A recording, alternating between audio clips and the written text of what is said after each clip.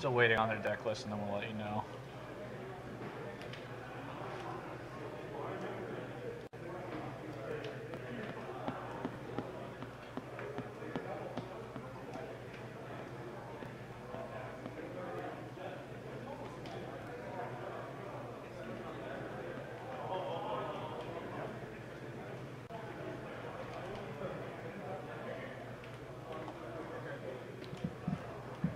All right, there's your straw poll. You can vote for who you think is going to win. If you either know these players or want to just take a stab in the dark without knowing what deck they're playing.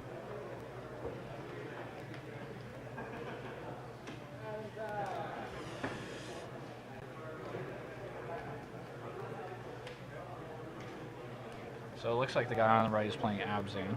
Got Wingmate Rock and Downfall. And the guy on the left is playing.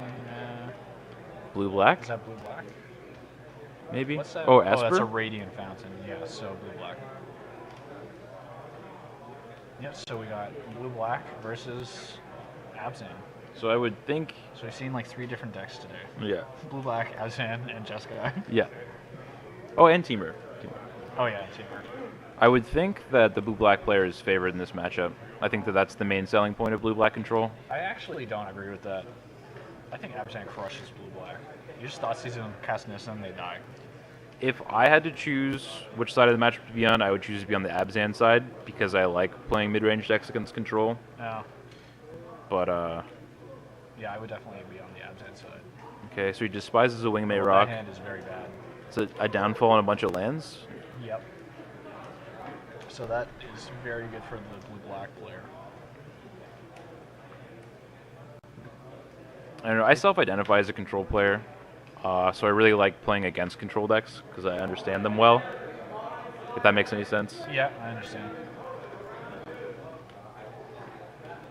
The problem with Abzan is you have to get on board somehow, and sometimes it's hard to do through all their counter spells, so you don't want a bunch of reactive cards. So Danny G's hand is actually very bad right now. He just got lands and downfall. That's not going to get him anywhere on the track to victory at all. No, it gives Matthew infinite time, basically. Yeah. Hey, Omar, you draw? We got Omar here with us, who drew, so he's definitely going to be top 8. Yeah, there's only 6 How rounds. lucky? Yeah, I know. Oh, there's only 6 rounds. Yeah. Oh, we thought it was 7. Okay, so this is the last round. Second last. Round 5 right now, right? This is round 5. There are 6 rounds? Yeah. Okay. Okay. So currently Paul Dean is winning the poll for who will win this round again. As expected. Omar, do you want to commentate on this? I might chime in every once in a while if you want. I'll come sit here. Okay. Okay, Omar's going to commentate so we can really get the insight into the mind of a genius.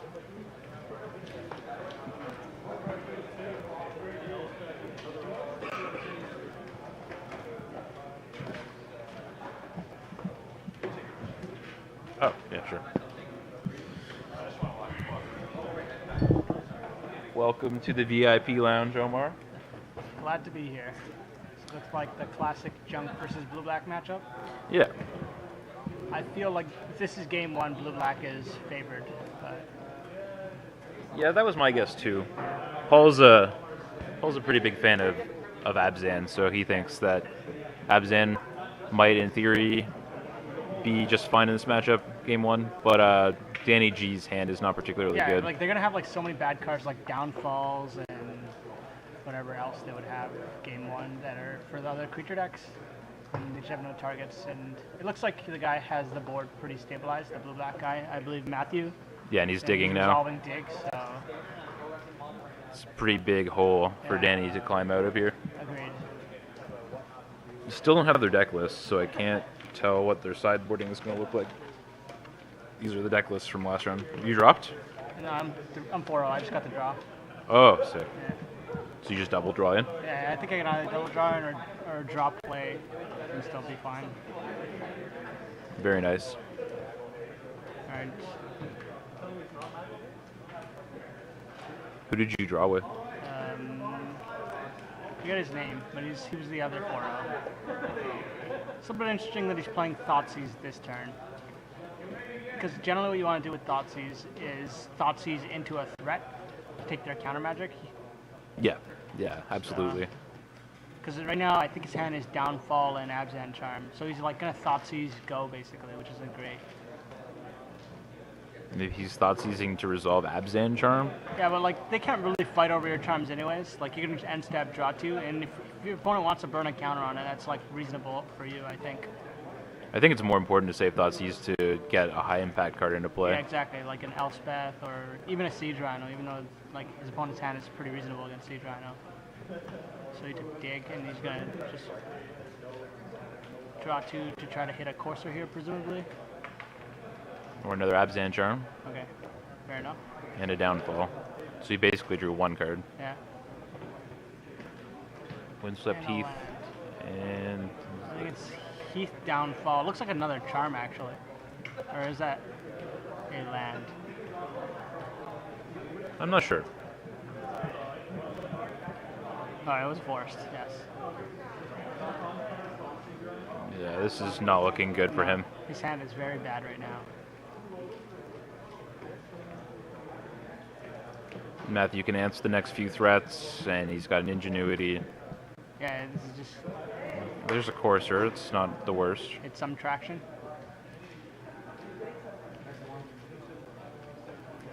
Ooh, he's bricking next turn. I think that's a Llanowar Waste on top there. Yeah, it looks like it, but it's hard to tell with the glare.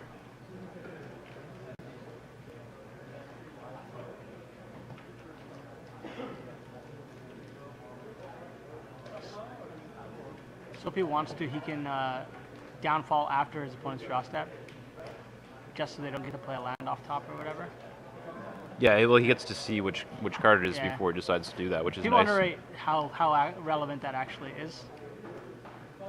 'Cause I assume he's not doing anything with his mana. Like he's downfalling on main phase, which I think is just worse than doing it on his draw step. It's right? like actually strictly worse Yeah. because he has perfect information almost. Exactly.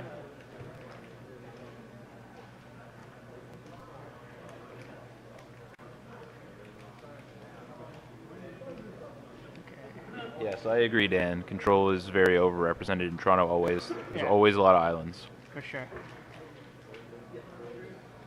And he just concedes. Yeah, Reasonable. I think that's a wise concession. There's no way he's winning this He game. wants to get enough time to win game 3 if that actually goes to it, right? So I think it's reasonable to scoop here. Yeah. Now this is the part where we would talk about how they would sideboard, but we don't have the deck lists. So knowing like the average blue-black deck, post sideboard, he doesn't really need to board in a bunch of things because I think he's pretty set up game 1. But the Abzan opponent would be likely cutting downfalls, if he has any Bile Blights, those type of cards, and Bring in Nissa. bringing Nissa, Thoughtseizes, Planeswalkers, all that jazz. Yeah, I mean, we've already seen these decks in action plenty today. Yeah. It looks like he plays main deck and hostilities that he just pulled out there. Yeah, he's definitely going to cut those. I wonder if the Abzan opponent has Nissa, because that's super important in this matchup. I think it's probably, in standard, it's got to be the best card against blue-black for sure, because they're not able to Perilous Vault away the lands that Nissa makes, so it's actually very backbreaking. Right, yeah. See here. Looks like he has a lot of removal in his sideboard. Yeah, it looks like he's looking to cut his Bile Blights there because they're not super great in this matchup. Yeah, no, it looks like he had 4 drown in his sideboard. Yeah, Not sure if any of those were main deck to begin with. no.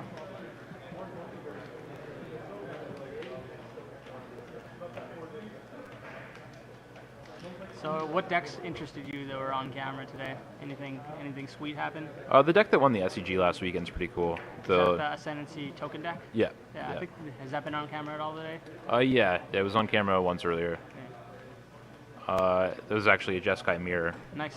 but one of them was not playing the full package. It wasn't playing Retraction Helix plus Okay, yeah, they're not playing drum. the combo piece. The combo, they're just playing Ascendancy as value anthem pretty much, right? Yeah, but the other one was playing the full drums plus Retraction Helix. Yeah. I think exactly the list from the SCG basically. Yeah. My problem with that deck is I think it's a little bit soft to Drown in Sorrow or Anger of Gods if people are playing those cards. Yeah. So But I think that the Ascendancy deck is pretty reasonable. Like if people are playing like all these mid-range Courser decks, they're generally gonna lose to you. Like if anybody plays Green Devotion, or even like what I'm playing, the Whip deck, I think I'm a little bit soft to Ascendancy combo decks. So That's what ended up happening. He cast a Pearly Cage and his opponent died. his opponent just had a bunch of like bad cards, like downfalls in his hand. We didn't get deck lists. Yeah. Oh, If you want to Yeah, go that- find Ryan, he might be able to hook us up. whatever. He ended up scooping Whatever. because he had a bad hand, and his opponent was definitely definitely had the game in control. Yeah, he was like chaining draw spells and had a full grip. I guess it's better we don't get deck lists, so Omar gets to look at all this top 8 opponent deck list here. Yeah, that's true. Fair enough. We would not be able to look at it with you sitting here, I guess. Unless they just give deck lists to everybody. That's Yeah. the fix, if that's an issue. It's fine, I don't need to see deck lists. So it looks like the blue-black opponent, Matthew, is taking a mulligan here.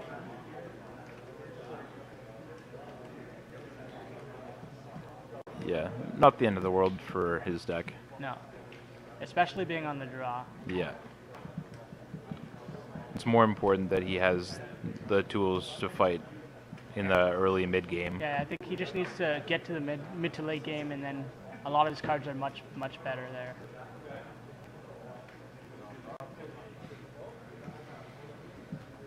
Did he just draw that Sandseep Citadel there?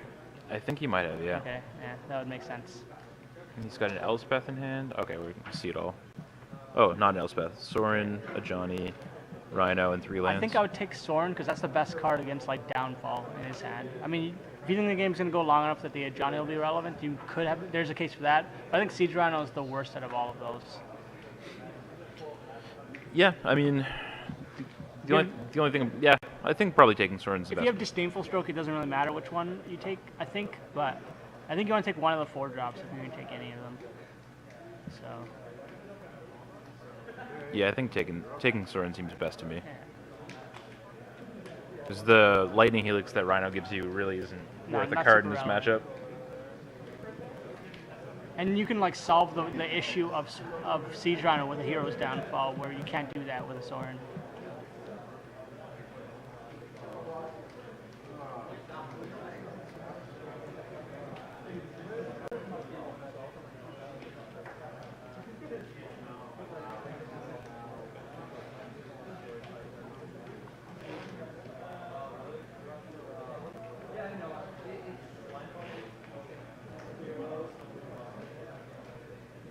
Okay, out comes the Rhino. There's a Dissolve. And he keeps the card off the scry. Okay, so presumably it's a way to answer the Johnny that we know. Oh, and he was just thinking about it. Okay. He banned it. Okay. He just shooting Ingenuity there. Yeah, I don't hate just casting the vault here because your opponent has to just.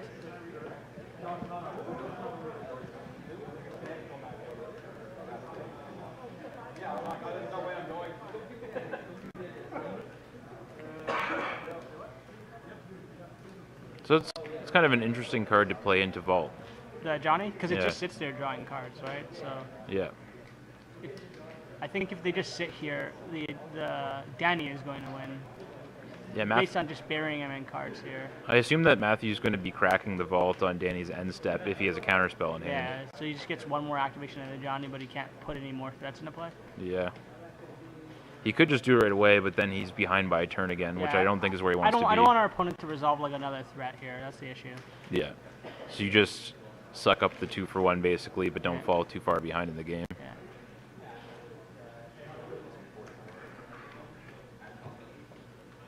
The only thing that would suck is if like Danny had a way to use his mana this turn, like an Avzan Charm, or yeah, there's a few things he could have. Okay, I don't really understand this at all. He was already in a great position. He's Yeah, just he's- throwing away a Wingmate Rock, I think. Yeah, he had to crack the vault there regardless of what he was doing. So. Yeah.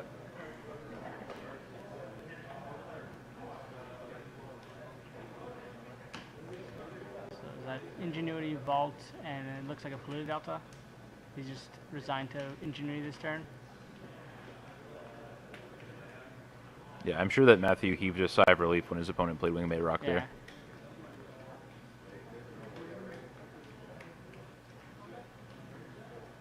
Is this a Sylvan character? Okay, this is the lion. So that's going to die immediately if he can kill it.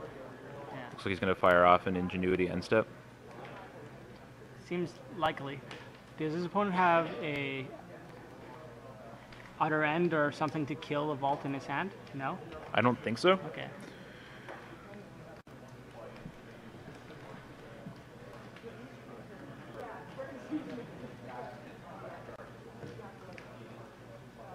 Because ideally we'd like play Vault plus Disdainful Stroke something this turn. That'd be pretty good. Okay, starting it with a Thoughtseize is reasonable. And it looks like Danny kept Downfalls in, presumably to answer Ashiok. That doesn't seem so great. It's still like kind of narrow, I think. I don't think you really want to be in that spot. I think you want to be answering Ashiok by having a board. Yeah, if you have Fleeceman Line in your hand, Ashiok kind of just does nothing too, so.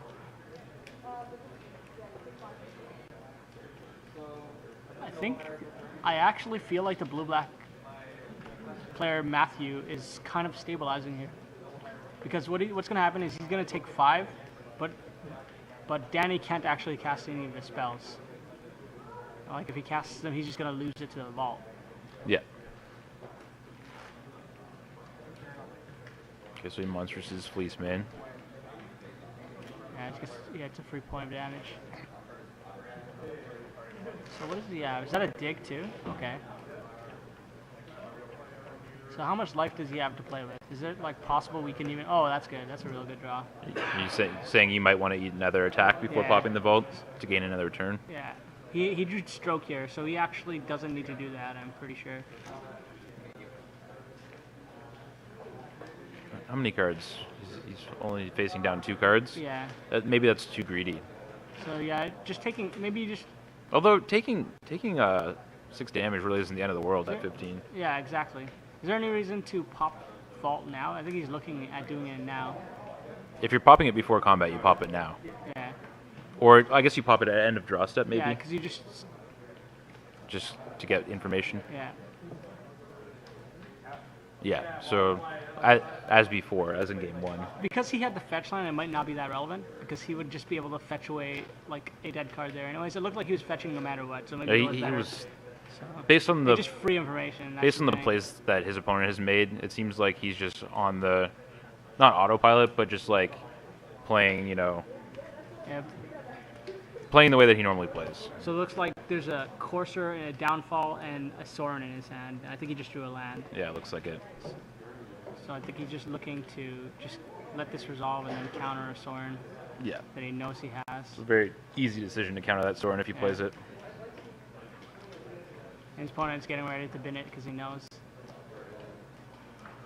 that another vault? He could just run that again, I guess. Is it worth considering not playing Sorin in his position here and waiting for like a Thoughtseize or something? Yeah, because you get to kind of like time walk your opponent, or not time walk, but you get rid of 3 of his mana. Like he would not be able to use that 3 mana anyways, right? Yeah. And like as he showed us, he was like pretty much expecting it to be countered anyway. Yeah. So it looks like he has a dig and a vault, which means that with 4 cards in his graveyard, he can play vault with like representing that he can blow it up and then activate and then cast dig when his opponent just doesn't do anything. Wayfarer, to answer your question, Blue-Black Control has been, based on what I've seen, the most popular deck here so far. So apparently a lot of the players here think that it's legitimate. The deck does kind of feel underpowered, but I guess it's winning. Here's my theory. I think Dig Through Time is such a good card that even though your deck is playing a bunch of second-rate cards, it actually kind of has a coherent strategy. I'm not sure if that means that the deck might need like 2 or 3 cards, but I think the deck definitely functions and is like probably solidly in the tier 1.5, tier 2 territory in standard. Do you think that we can make a deck that plays 4 Siege Rhinos and 4 Dig Through Times work in this format? Well, it can definitely happen. My deck is basically splashing Dig Through Time, so. Yeah, that's true.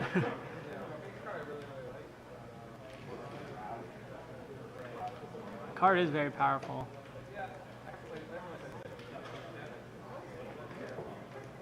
And someone also made a South Park joke in the chat, which is very funny. Although not safe for work. So is he? Looks like we're going digging here. Is he thinking about how many he wants to delve?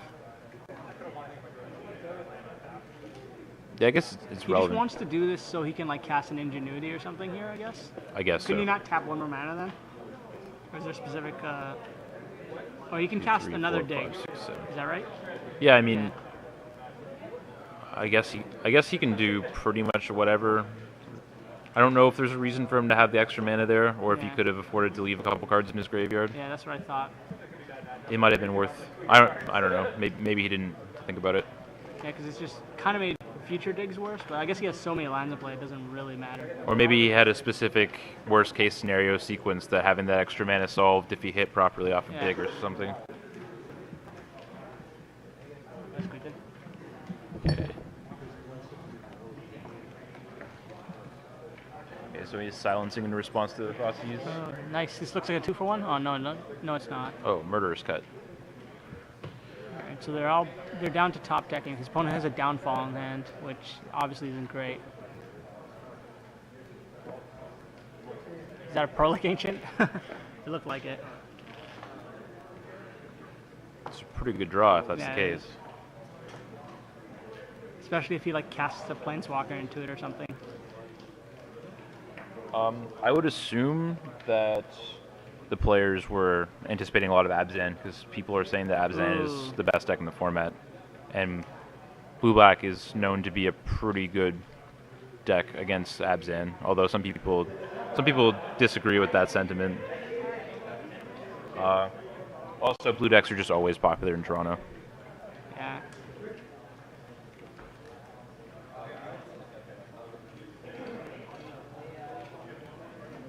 Oh, I understand. He cast Dig there so he can cast Perlic if he drew it.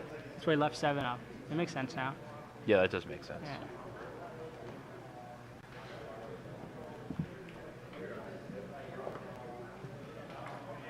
Okay. And there's a concession. All right, blue-black wins in 2. All right. I feel like justice was served there. I think that the Abzan player, Danny, made a few questionable plays, and Matthew played pretty tightly. So. I think that